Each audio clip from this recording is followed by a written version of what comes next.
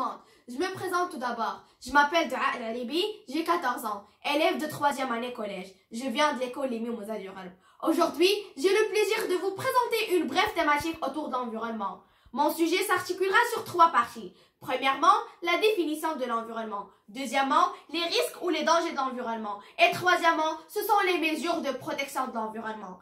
L'environnement est l'ensemble des éléments qui constituent le voisinage d'un être vivant ou d'un groupe d'origine humain, végétal ou animal, qui sont susceptiblement interagir avec lui directement ou indirectement. En d'autres termes, on peut dire que l'environnement désigne l'ensemble des conditions, soit physiques, chimiques, biologiques, culturelles, au sein desquelles se développent des organismes vivants et des êtres humains en particulier. Donc, l'environnement inclut l'air, la terre, le sol, les ressources naturelles, la faune, la flore, etc.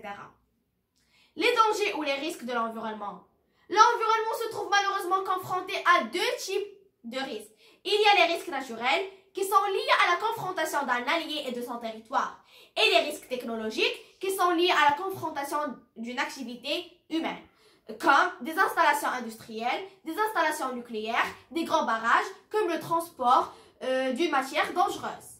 Et finalement, on a comment protéger notre environnement. Les possibilités sont nombreuses et les pistes de réflexion aussi. Et pour protéger notre environnement, on peut adopter entre autres les attitudes suivantes. Revoir sa consommation énergétique, c'est-à-dire optimiser sa consommation énergétique. C'est une manière d'agir pour la planète.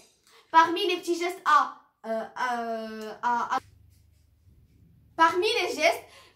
les petits simples à adopter, c'est-à-dire débrancher les appareils en charge, éteindre télévision, ordinateur, imprimante et débrancher le charge de téléphone. Deuxièmement, se déplacer autrement, c'est-à-dire privilégier les modes de déplacement alternatifs à la voiture permet d'agir pour l'environnement au quotidien, comme le vélo, les transports en commun.